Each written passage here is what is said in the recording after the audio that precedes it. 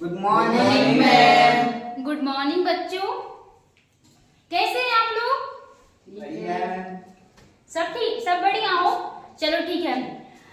पिछली कक्षा में हम लोगों ने नामकरण पद्धति के बारे में पढ़ा था और हमने यह देखा था कि जीवों के वैज्ञानिक नामकरण की कितनी पद्धतियां होती हैं और वर्तमान में कौन सी पद्धति को हम फॉलो करते हैं। हमने देखा था द्विपद नामकरण पद्धति ज्यादा लोकप्रिय है और उसी को सभी लोग मान्यता देते हैं। तो आज हम देखेंगे कि जो द्विपद नामकरण पद्धति है उसके जो नामकरण है वो कौन डिसाइड करता है, उसके क्या रूल्स हैं, कैसे वैज्ञानिक नामों को लिखा जाता है। ठीक है, तो सबसे पहले आप लोग हेडिंग डाल दीजिए नामकरण के अंतरराष्ट्रीय नियम। नामकरण कैसा है? वैज्ञानिक नामकरण है। ठीक है, नामकरण की अंतरराष्ट्रीय नियम।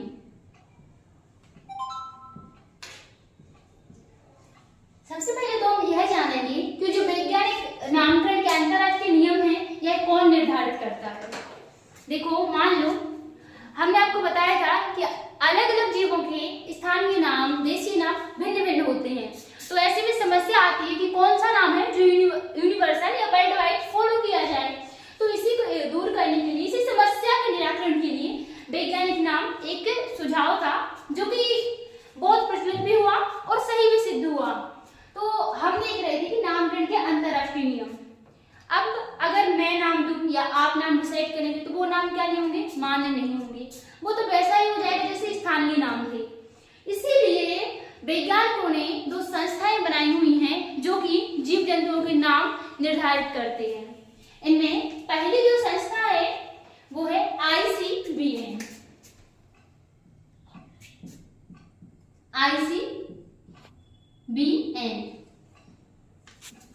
इसका फुल फॉर्म होता है international code of botanical nomenclature. यह सब लोग नोट कर लेंगे।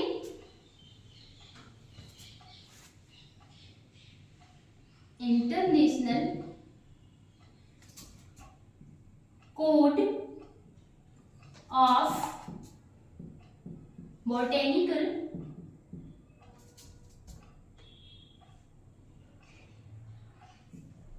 नोमेनक्लेचर। यह जो ICVN है यह है, जैसे नाम से स्पष्ट, किसकी? बॉटनी, यानी कि यह पेड़ पौधों के जो नाम है उनको क्या करता है? निर्धारित करता है। द्विपद नामकरण पद्धति में हमने देखा था कि जो वैज्ञानिक नाम होता है उससे केवल दो पद होते हैं। तो यह किसके लिए है? अब इसको हिंदी में बोल सकते हम पादप नामकरण की अंतरराष्ट्रीय संहिता। पादप नामकरण की अंतरराष्ट्रीय संहिता। इंग्लिश में याद रखना ज्यादा आसान है, आप चाहे तो हिंदी में भी नोट कर सकते हैं, लेकिन इंग्लिश तो नोट करना ही कंपलसरी है। ठीक है, अब दूसरी जो संस्था होती है वो होती है ICZN। ICZN जो होती है यह है जो जंतु होते हैं उनकी नामकरण के लिए होती है। ठीक है, तो इसका जो फुल फॉर्म है वो है इंटरनेशनल, आप ये नामकरण अभी मेरे साथ लिखते जाइए, कोड ऑफ जूलॉजिकल नोमेनक्लेचर।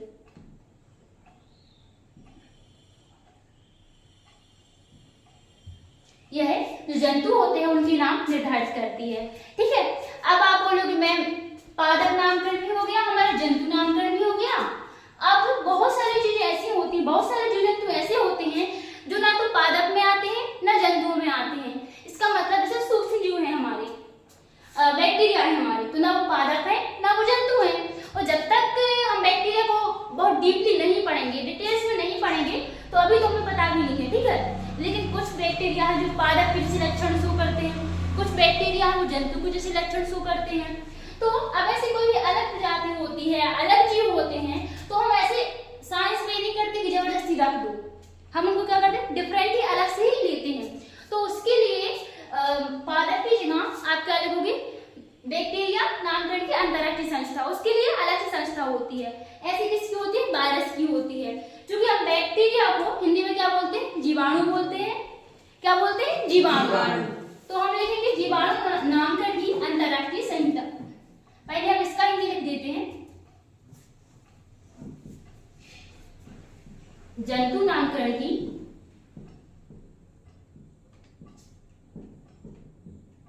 अंतरराष्ट्रीय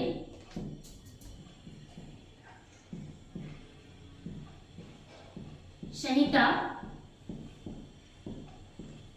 ऐसी जो हमारी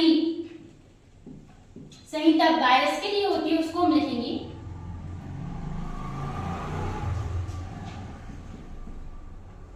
विषाणु नामकरण की अंतरराष्ट्रीय संहिता। यह आपको ऑब्जेक्ट में भी आ सकता है, या देखो ICVN का फुल फॉर्म लिखिए, बहुत से टाइप के क्वेश्चन बन सकते हैं। तो इसका फुल फॉर्म तो हम इसी से याद हो जाएगा। तो ICZN, तो इंटरनेशनल बोर्ड ऑफ, इधर बॉटेनिकल इधर जूलॉजिकल, इतना तो सब लोग याद कर लेंगे। और अगर हमारे लिए विषाणु का आता है तो इधर हम वायरस कर देंगे, ठीक है, या वायरल कर देंगे। और अगर जीवाणु का आता है तो इधर बैक्टीरिया कर देंगे। और चौथी कौन सी है, जीवाणु नामकरण की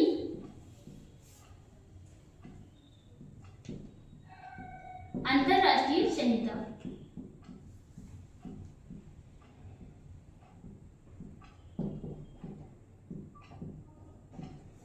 वैज्ञानिक नाम ऐसे होते हैं कि उनमें कोई विवाद नहीं होता है।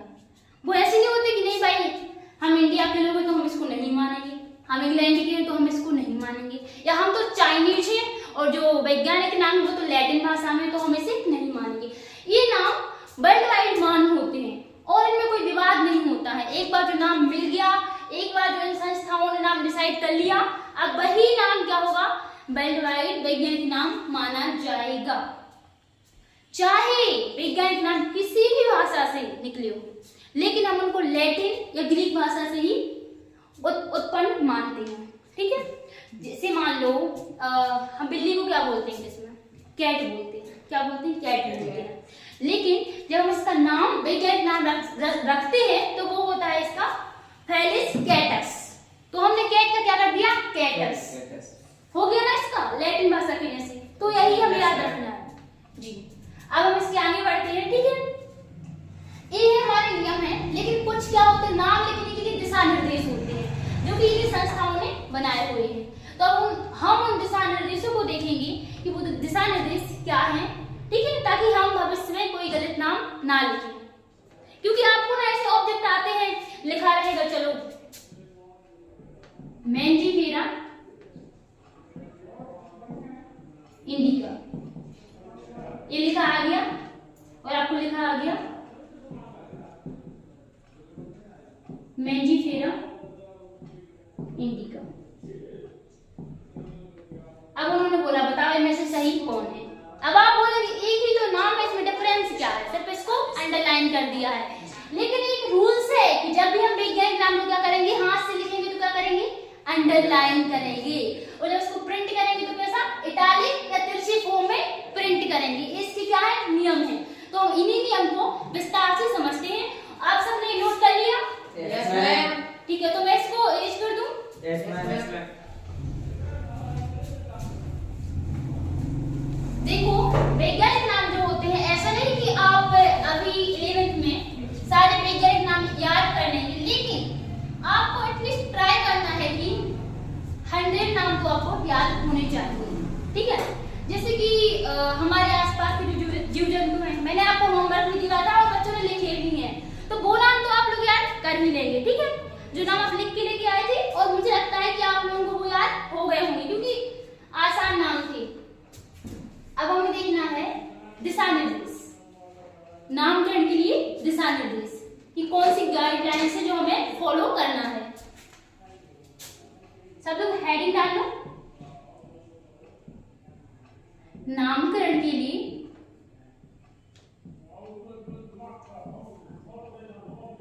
कौन देता है दिशा निर्देश? ICBN, ICZN।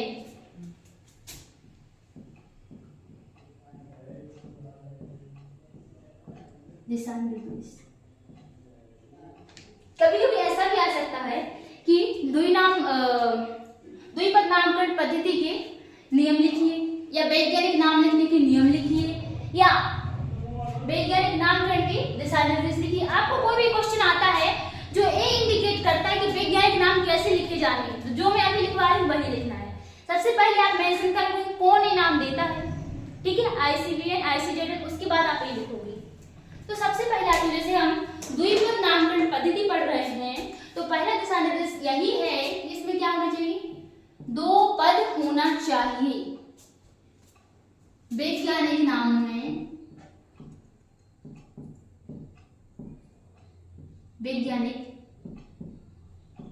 जो कुछ विशेष परिस्थितियों में 3 शब्द भी होते हैं, वो भी हम जानेंगे कौन सी वो परिस्थितियां हैं, ठीक है। वैज्ञानिक नाम में 2 पद या वही 2 शब्द होता है, ठीक है, या 2 शब्द होना चाहिए।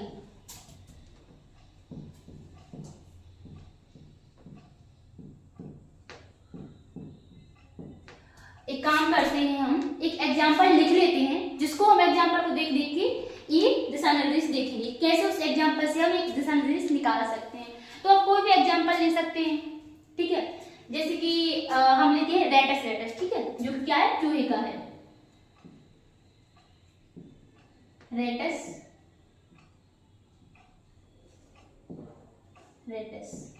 ये हमने एक नाम ले लिया, किसका है? चूहे का नाम है, ठीक है। अब हम इसको देख के ये नियम है जो रूल लिखेंगे। तो आपको भी अगर आप एग्जाम में भूलते हो या आपको लगता है कि नहीं मैम मुझे याद नहीं आ रहा, तो आप ऐसा एक नाम लिख लोगे, फिर इस नाम को देख देख के आप ये नियम बना लोगे। तो देखो सबसे पहले क्या है? वैज्ञानिक नाम में 2 पद या 2 शब्द होना चाहिए। इसमें कितने पद हैं? कितने शब्द हैं? 2 हैं, ठीक है। अब कभी कभी कुछ विशेष केसों में क्या होता है, हम सब स्पीशीज को, जैसे हमने एक दूसरे एग्जांपल से देखा था हिबिस्कस रोजा साइनेंसिस, उसमें साइनेंसिस भी आ रहा था, ठीक है। तो कभी कभी क्या होता है, जैसे मान लो ये है हिबिस्कस रोजा, नहीं होगा, बड़ा छोटा होगा ये,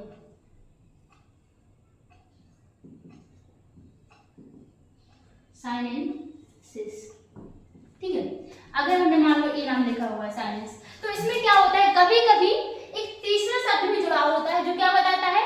किस्म को या सब स्पीशीज को बताता है। और अभी तो जो आधुनिक नामकरण की जो पद्धतियां हैं, उनमें सब स्पीशीज के साथ सब स्पीशीज भी क्या होती हैं? ऐड होती हैं, ठीक है। तो वैज्ञानिक नाम 2 पद या 2 शब्द में होने चाहिए, 2 पद या 2 शब्द होना चाहिए, लेकिन कभी कभी विशेष परिस्थिति में क्या होता है? सब स्पीशीज, उपजाति जैसे हम बोलते हैं, ठीक है, उपजाति, या फिर किस्में ऐड हो सकती है। इसमें पौधों में किस्में होती है जो उपजाति नहीं होती है, ठीक है, या कभी कभी उपजाति यानी कि सब स्पीशीज भी हो सकती है। इतना कंफर्म हो गया सबको? याद हो गया?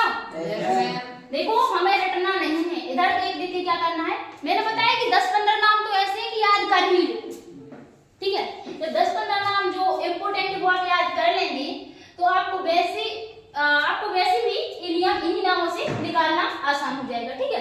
अब इनको देखिए और क्या याद आ रहा है कि इनमें क्या है? ये जो आ रहा है बड़ा है और ये जो आ रहा है वो छोटा है। ऐसा क्यों है? तो ये भी एक नियम होता है। अभी हमने 2 शब्द देखा, अभी हम इसके आगे इसी फॉर्म में आगे बढ़ते हैं, ठीक है, सीक्वेंस वाइज, कि जो 2 पद या 2 शब्द होते हैं वो 2 क्यों होते हैं? क्योंकि इनमें पहला जो शब्द है वो क्या बताता है? वंश को बताता है, दूसरा शब्द जाति को बताता है। जैसे हिबिस्कस रोजा साइनेंसिस, ये तो हमारी किस्म है, ठीक है, इसको तो अभी छोड़ो। हिबिस्कस क्या है? वंश है, और रोजा क्या है? उसकी जाति जाति है, स्पीसीज है। तो पहला जो पद होता है,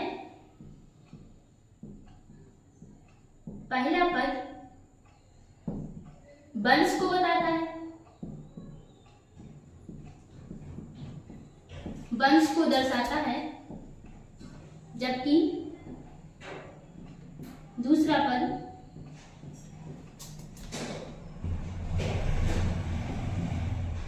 जाति होता है। ठीक है, ऐसे ही लिखते जाना है। इसके बाद क्या लिख रहा है? हमने लिखा रेटस रेटस, इधर आर बड़ा है और इधर आर क्या है? छोटा है। इधर एच तो बड़ा है लेकिन आर क्या है? छोटा है। ठीक है, तो ये भी एक नियम होता है कि जो वंश के नाम का पहला अक्षर होता है वो क्या होता है? बड़े अक्षर है, कैपिटल लेटर होता है। लेकिन जो दूसरा पद जाति होता है, तो जाति में जो पहला अक्षर होता है उसके सारे अक्षर स्मॉल होते हैं। ठीक है, इसमें भी स्मॉल होते हैं, लेकिन इसका जो पहला लेटर होता है वो क्या होता है? बड़ा होता है। Very good. तो हम लिखेंगे वंश का पहला अक्षर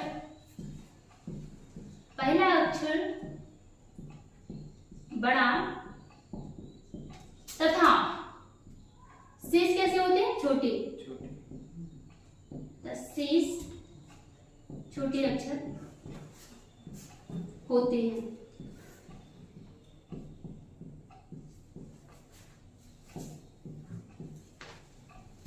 जबकि जो जातीय नाम होता है, ये वाला स्पीसीज का जो नाम होता है,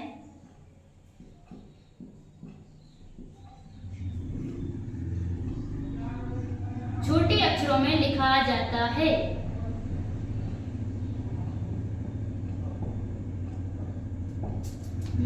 लिखा जाता है। जैसे एक एग्जांपल से हम एक और एग्जांपल लेते हैं, ठीक है। मान लो शेर का ले लेते हैं। चलो, शेर तो सबके बीच बहुत फेमस है, ठीक है। तो शेर का जो वैज्ञानिक नाम होता है वो क्या होता है? पैंथेरा लियो होता है। पैंथेरा लियो जो होता है, अगर हम उसको लिखेंगे एग्जांपल,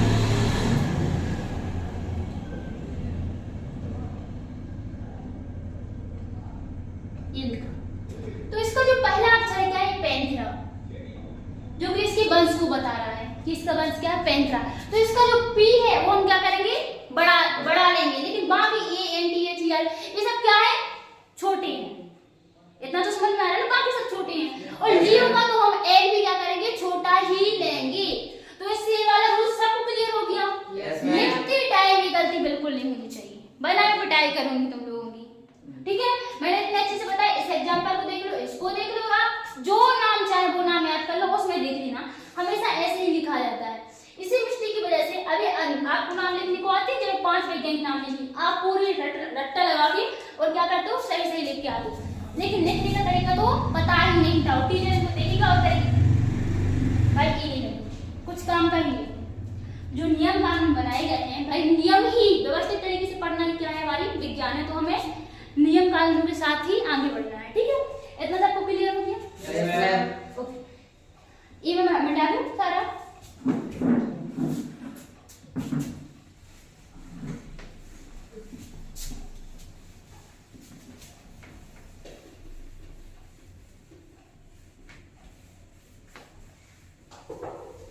अब हमारा जो चौथे नंबर का जो नियम है वो कहता है कि जब भी वैज्ञानिक नामों को हम प्रिंट करते हैं या छापते हैं, किसी पुस्तक में, किसी रिसर्च में, कहीं भी पेपर पर हम छापते हैं, तो उनको तिरछा लिखा जाना चाहिए। कैसा? तिरछा। अपनी बुक उठाना, कोई भी साइंस की बुक जिसमें वैज्ञानिक नाम दी हूँ, आप 11th बायोलॉजी भी देख लेना, उसमें जब ये नाम प्रिंट रहेंगे वहां, तो उनको तिरछे फॉर्म में लिखा गया है, ठीक है। और जब आपको इनको लिखने की सलाह दी जाती है कि आप अपनी कॉपी में लिखें, तो इनको क्या करें? रेखांकित करें या अंडरलाइन करें, जैसे मैंने किया हुआ है, ठीक है। तो चौथा नियम हमारा यही है कि जब वैज्ञानिक नाम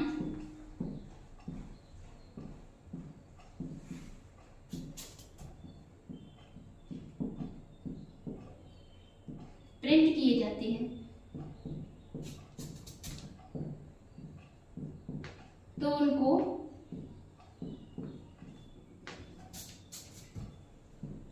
इटैलिक या तिरछा लिखा जाता है।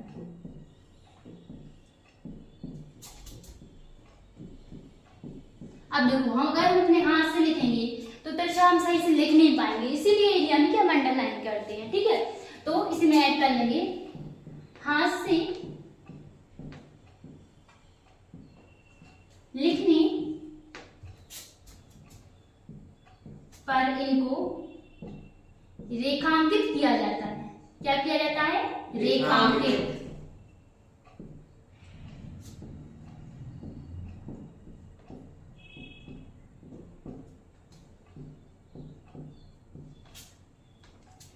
जैसे कि मनुष्य का वैज्ञानिक नाम क्या है? होमो सेपियंस सेपियंस। हमने देखा था होमो सेपियंस का जो सेपियंस थी वो क्या थी? उसकी उपजाति थी। तो अगर हम इसको लिखेंगे होमो, सबसे पहला तो होमो क्या है हमारा? वंश है, और वंश का पहला अक्षर कैसा होगा? कैपिटल होगा। तो सबसे पहला ये हो गया हमारा। फिर हम इसको अंडरलाइन करेंगे। अलग अलग इटैलिक तिरछा लिखा जाता है, इनको रेखांकित किया जाता है, वो भी कैसे? अलग अलग। इधर ऐसे नहीं करते कि ऐसा कर दिया पूरा तो हो गया, अलग अलग करेंगे इसको। होमो के लिए अलग करेंगे, सेपियंस को अलग करेंगे, ठीक है। और फिर से सेपियंस लिखेंगे तो उसे भी क्या करेंगे? अलग करेंगे।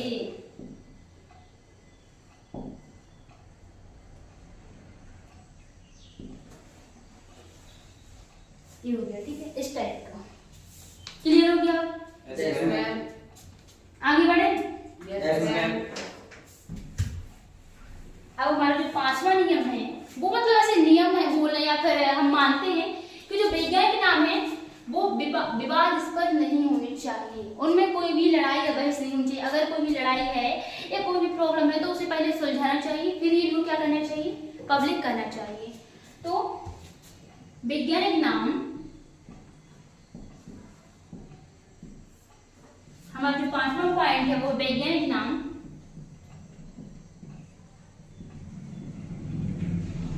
विवादास्पद नहीं होने चाहिए।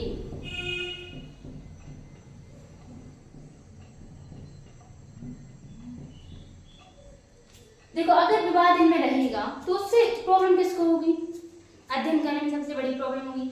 हम इनकी जो स्टडी है वो सही से नहीं कर पाएंगे। भाई अब डिसाइड ही नहीं क्या नाम रखना है, तो भाई प्रॉब्लम है जो हमारी पहले प्रॉब्लम थी कि अलग अलग जगह अलग अलग नाम यूज किए जाएंगे। तो कोई भी विवाद है तो जो संस्थाएं बनी है वो इसको क्या करेंगी? पहले सुलझाएंगी, फिर जो नाम देगी तो वो सब जगह मान्य होगा।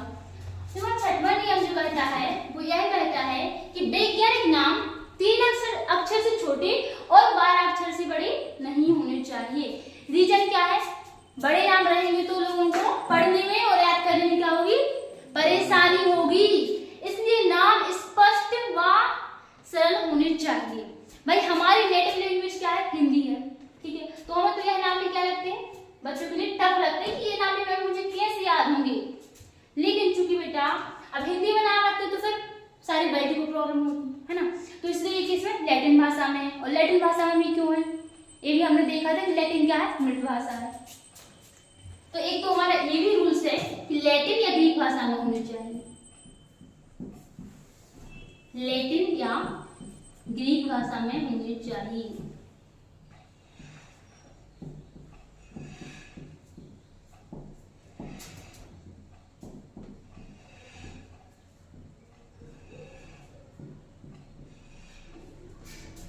दूसरा नियम क्या लिख रहे थे?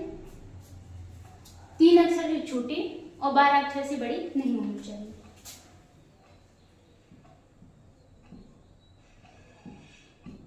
तीन अक्षर से छोटे व 12 अक्षर से बड़े नहीं होने चाहिए। वो कितने भी छोटे कर लें, हमें तो हमेशा क्या लगते हैं? बड़े ही लगते हैं। हमें तो बहुत परेशानी होती है वैज्ञानिक नाम किसने बनाए हैं, और 11th के बच्चों को तो स्पेशली बहुत परेशानी होती है। वो तो कभी कभी जो वैज्ञानिक के नाम दे रहे थे बुक में, उन वैज्ञानिकों के नाम पढ़ पढ़ के गालियां भी देते हैं बच्चे कि अगर ये ना होते तो ये नाम ना होते।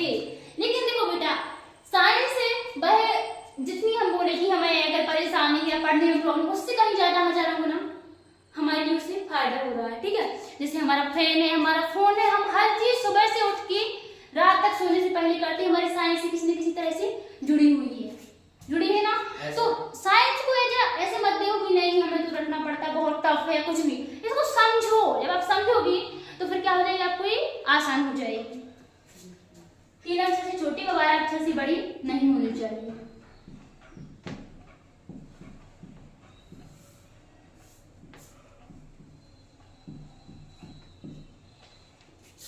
इतना क्लियर हो गया सबको? Yes ma'am. ठीक है, आगे बढ़े। Yes ma'am. नोट कर लिया सबने? Yes ma'am. ओके, चलो आगे देखते हैं हम।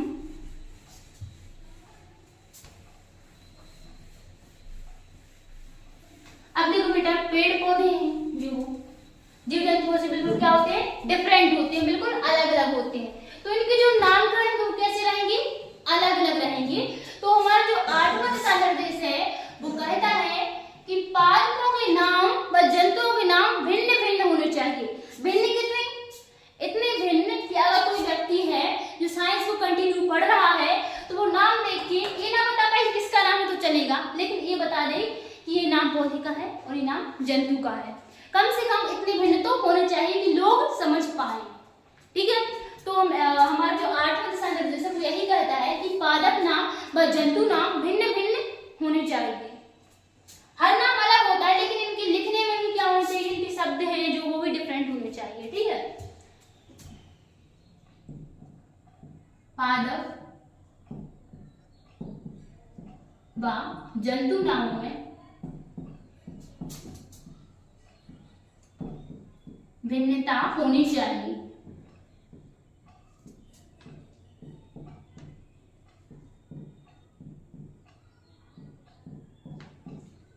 ये नाम किसका, रेटस। रेटस जो हमारा नेक्स्ट पॉइंट है उसके लिए हमें सबसे पहले ये समझना पड़ेगा कि ये दोनों नाम किस चीज के हैं और ये इस टाइप के क्यों लिखे हैं। देखो, रेटस ये जो नाम है चूहे का नाम है।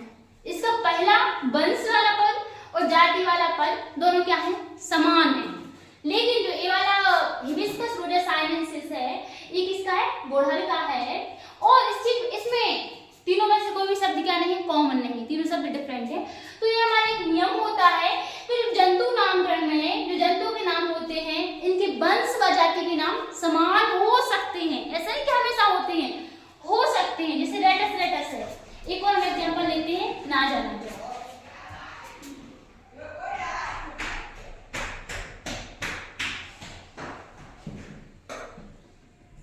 पहला नाम बड़ा, ये देखो मैं खुद ही भूल जा रही हूँ, बताओ। इसीलिए प्रैक्टिस क्या है, बहुत जरूरी है। ये नाजा किसका नाम है, कोबरा। किसका, कोबरा। जैसे सभी डरते हैं, किसका, कोबरा का नाम है। नाम तो नाजा है, लेकिन कोई बोलेगा आपके पीछे नाजा तो आप बोलोगे होगा कोई, हमें क्या करना भाई, जाए ना जाए, नाजा। लेकिन अगर कोबरा पता चल गया कि आपके पीछे क्या है, कोबरा है, तो फिर तो आप बोलेंगे नाजा नहीं, जल्दी जाओ, जल्दी निकलो यहाँ से। तो ये नाजा किसका है, कोबरा का नाम है। तो ऐसे याद हो जाएगा। ठीक है, तो ये भी एक जंतु का नाम है और इसमें भी दोनों पद क्या है, समान है। ये भी एक जंतु का नाम है, इसमें दोनों पद समान है। ऐसा हमेशा नहीं होता। जैसे शेर के केस में देखा था कि पैंथरा लियो था, तो उसमें जरूरी नहीं था कि वो क्या है, समान हो, लेकिन इसमें हो सकता है। लेकिन पौधों में कभी नहीं होता। एक सिंगल भी पौधा ऐसा नहीं होगा जिसका वंश व जाति नाम समान हो। तो हम लिखेंगे यही,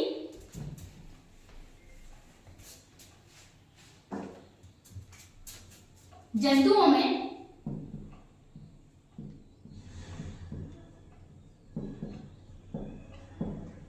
वंश व जाति के नाम समान हो सकते हैं, हमेशा होते नहीं, हो सकते हैं, लेकिन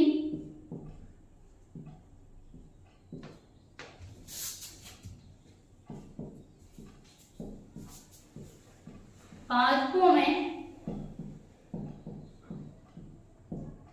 ऐसा संभव नहीं है।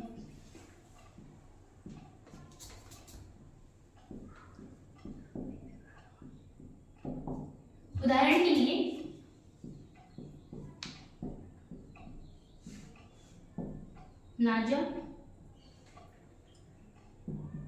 नाजा जो कि किसका नाम है? कोबरा का। कोबरा। दूसरा क्या है हमारा? Rates rates. ये एग्जाम्पल भी याद रखना, ठीक है? जो कि सबको पता है किसका है? चूहे का है ये नाम, याद रहेगा ये? Yes ma'am. अब अगर हम जंतुओं में कोई भी नाम ले लें, जैसे यही लिखा हुआ है विस्कस साइलेंसिस से, तो ये भी एग्जाम्पल आप इसमें ऐड कर सकते हो कि जंतुओं में देखिए दोनों पद क्या है? समान है, कि पादपों में दोनों पद समान नहीं है, ठीक है?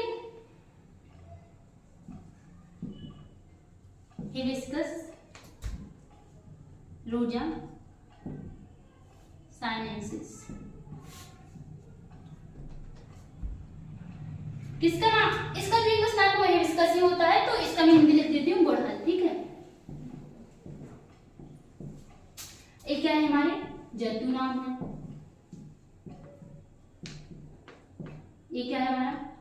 एक आध और इसका एग्जाम्पल लिख लेते हैं। चलो एलियम सीपा लिख लेते हैं, ठीक है?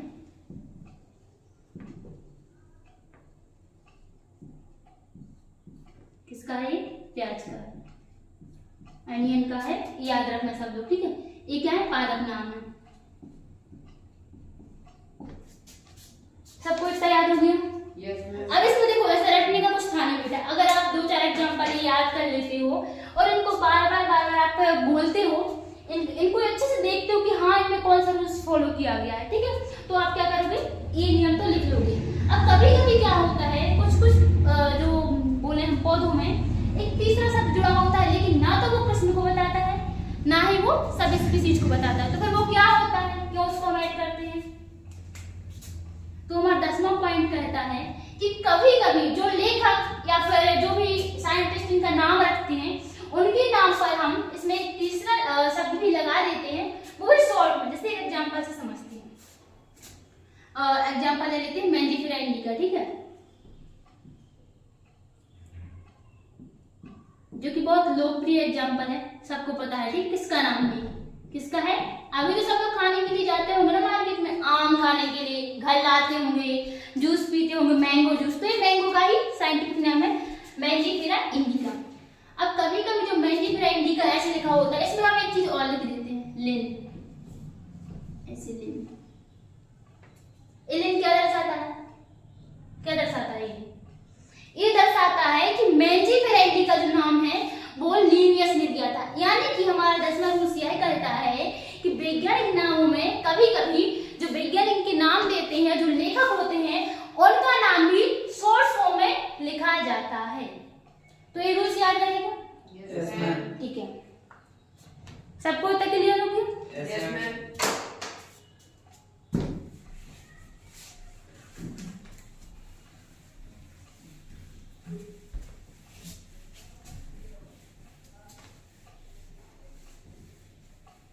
Sir 2 minute.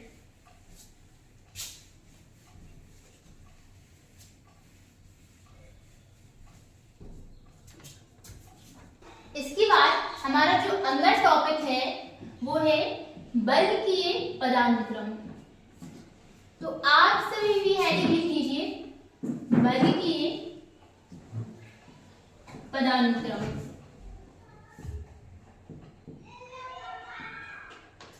वर्गीय पदानुक्रम को समझने से पहले हम एक सिंपल एग्जांपल से समझते हैं कि ये होता क्या है, ठीक है? तो मान लो एक कोई व्यक्ति है, कोई व्यक्ति ले लो, आपने ले लिया, चलो सुरेश ले लिया, चलिए सुरेश नाम का एक व्यक्ति है। अब पता लगाना है कि सुरेश नाम का व्यक्ति हमारी दुनिया में कहां पर रहता है, हमारा जितना ये संसार है, हमारी पृथ्वी पर कहां पर रहता है, ठीक है? तो अगर हमें इसकी लोकेशन पता करना है तो सबसे पहले हम पृथ्वी पर जाएंगे, मैप पर जाकर क्या देखेंगे, यह कौन से महाद्वीप में रहता है। अब आप लोग यह मत बोलना कि मैम आप जियोग्राफी पढ़ाने लगे, हम सिर्फ समझने के लिए एक एग्जांपल ले रहे हैं, ठीक है? जियोग्राफी नहीं पढ़ा रहे हैं। तो हमने देखा सुरेश नाम का व्यक्ति कौन सी महाद्वीप पर रहता है। अब एक महाद्वीप में क्या होते हैं, बहुत सारे देश होते हैं। अब भाई हमें इसका महाद्वीप तो पता चल गया कि सुरेश एशिया महाद्वीप में रहता है, लेकिन देश पता नहीं चला। तो हम महाद्वीप में फिर कहाँ जाएंगे, देश पे जाएंगे, कोई देश देखेंगे। चलो मान लिया, चलो पता चल गया हमें कि सुरेश भारत देश में रहता है। अब भारत देश में इतने सारे प्रांत हैं, गुजरात में है कि मध्य प्रदेश में है कि छत्तीसगढ़ में, कहाँ पर है ये तो हमें पता नहीं है। तो अब हम क्या देखेंगे, देश में प्रांत देखेंगे कि यह कौन से प्रांत में रहता है। चलो हमें पता चल गया कि जो सुरेश है वो हमारे मध्य प्रदेश में रहता है, ठीक है। प्रांत या इसको राज्य बोलते हैं, ठीक है, कंफ्यूज मत होना, राज्य, पता चल गया इस राज्य में रहता है।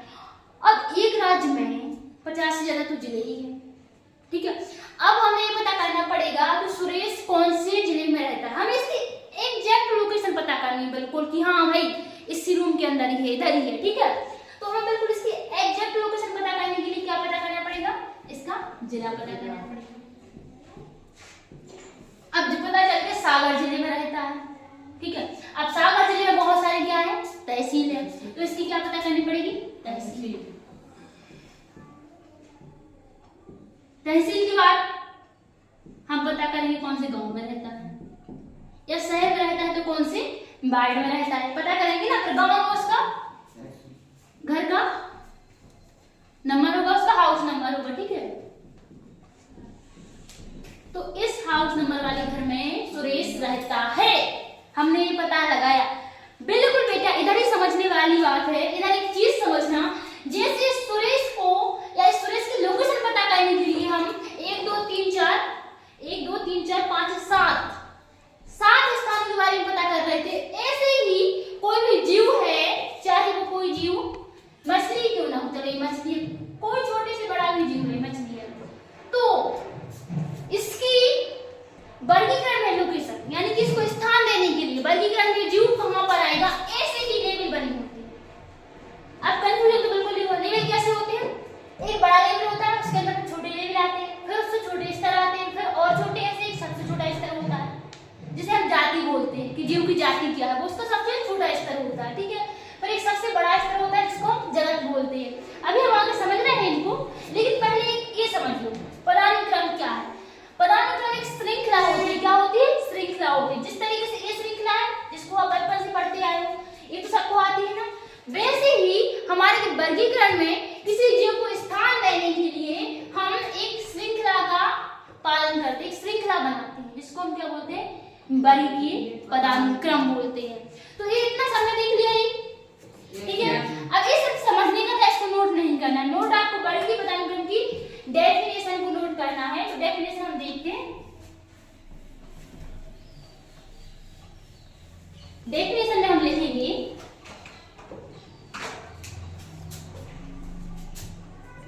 जीवधारियों को, जीवधारी क्या होते हैं, हमारे जीव जंतु होते हैं, ठीक है।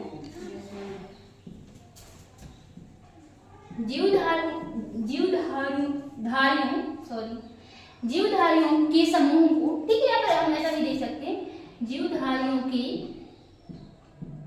समूह को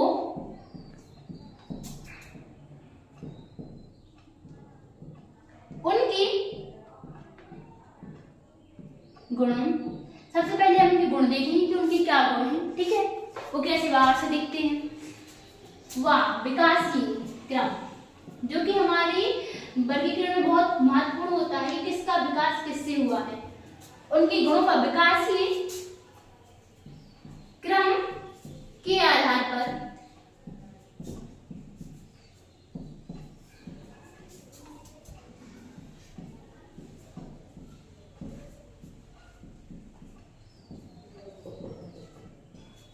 श्रेणीबद्ध, या मतलब एक हम श्रेणी बनाते हैं, ठीक है, चेन टाइप, एक श्रृंखला,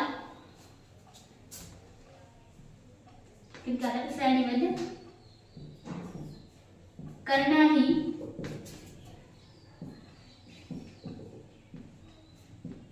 वर्गीय या वर्गीय पदानुक्रम, वर्गीय पदानुक्रम कहलाता है।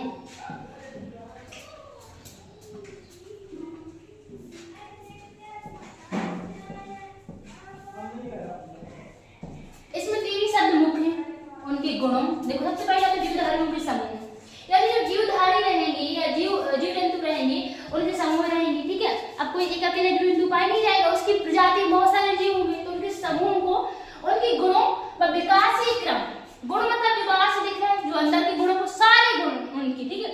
फिर विकासीय क्रम बताता है कि कौन सा जीव किस जीव के बाद विकसित हुआ है।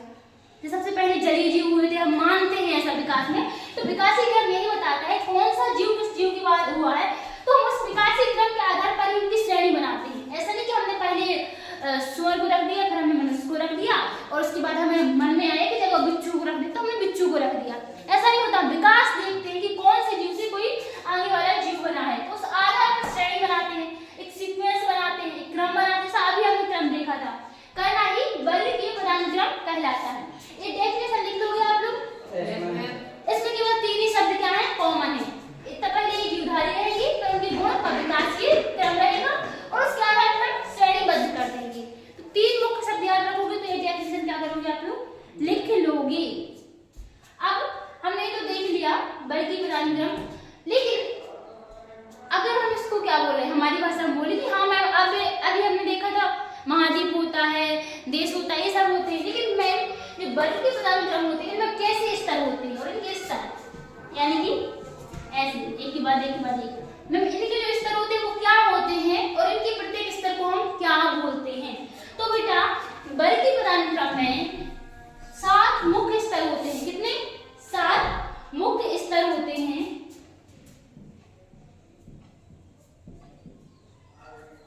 प्रमुख, श्रेणी, पद या स्तर। इनमें से कोई भी शब्द लिखा मिलता है तो कंफ्यूजन होना है, यह एक ही चीज है, ठीक है। 7 मुख्य पद, श्रेणी या स्तर होते हैं। अब मान लो प्रत्येक स्तर जो होता है एक सीक्वेंस होता है, एक छोटा स्तर रहेगा, फिर उससे बड़ा रहेगा, फिर उससे बड़ा रहेगा, फिर ऐसे ये 7 स्तर होते हैं। अब हमें ये देखना है कि इन स्तरों को बोलते क्या है, या इन स्तरों पर जो जीव समूह पाए जाते हैं उनको क्या बोलते हैं। तो उनको हम एक शब्द आएगा, बहुत फेमस शब्द है, एक मुझे शब्द का वर्ग।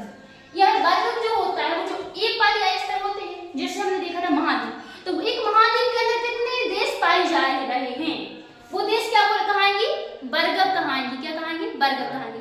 ऐसे ही जीवधारियों का एक स्तर होता है, एक श्रेणी होती है, एक पद होता है, जैसे एक देश, महाद्वीप, कुछ भी मान लो आप, ठीक है, उस टाइप का एक श्रेणी, पद या स्तर होता है। उस स्तर के जो जीवधारियों के समूह होते हैं उन्हीं को हम क्या बोलते हैं, वर्ग बोलते हैं। जैसे बहुत सारी जो जातियां होती हैं वो समान प्रकार की जातियां जो होती हैं वो मिलकर एक वंश बनाती हैं। क्या बनाती हैं? वंश बनाती हैं। जैसे एक वंश में बहुत सारी जातियां होती हैं, ठीक है। आपने आसपास भी देखा होगा भाई, जैसे पंडित लोग मान लो, पंडित लोगों में कितनी सारी जातियां होती हैं और वही सभी जातियां मिलकर क्या बनाती है, ब्राह्मण वंश बनाती है, कि वो सब किसमें आते हैं, ब्राह्मण में ही आते हैं। चाहे हमारे उपाध्याय हो, त्रिपाठी हो, दुबे हो, चौबे हो, कोई भी हो, ठीक है, कैसे भी पंडित की कोई भी जाति रहती है हम उसका एक वंश मानते हैं कि ब्राह्मण वंश से है, मानते हैं ना। वैसे बेटा आप सेम समझो कि जीवधारी जो जिनके एक जैसे लक्षण होते हैं, जैसे कि मान लो एक टाइगर होता है और शेर होता है, तो टाइगर और शेर में क्या होता है, इनकी जाति को देखने में पहली बात तो अलग अलग है, लेकिन इनके बहुत से लक्षण क्या है, समान है, तो इसलिए इनको हम एक ही वंश में रखते हैं।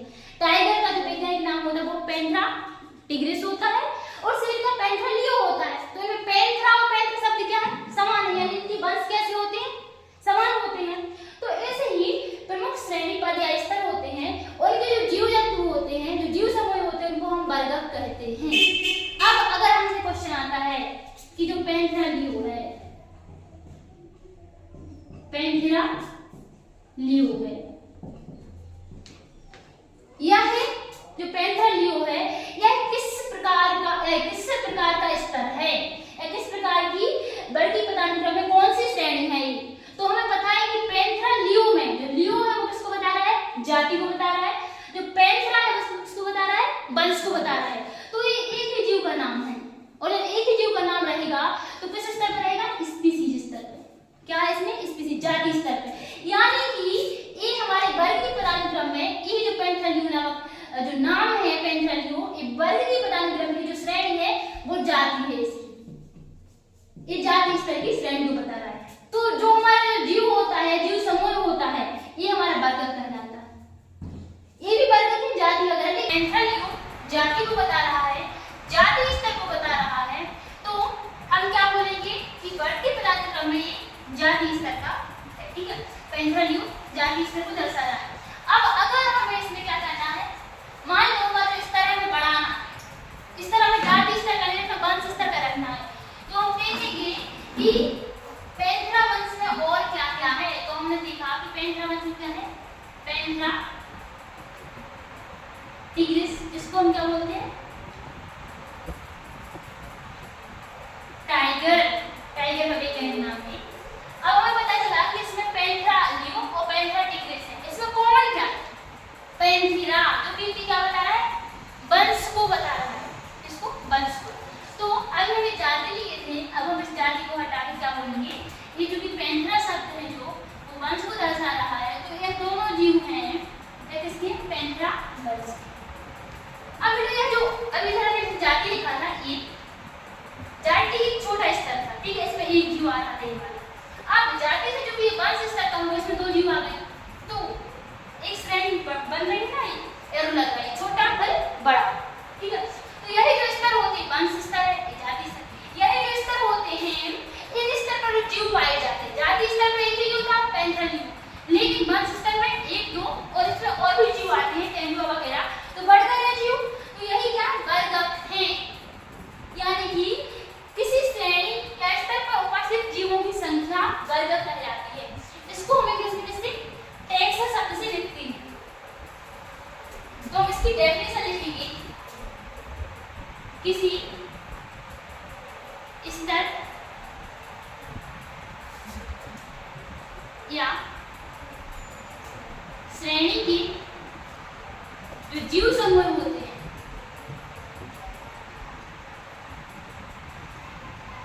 जीव समूह वर्गक कहलाते हैं।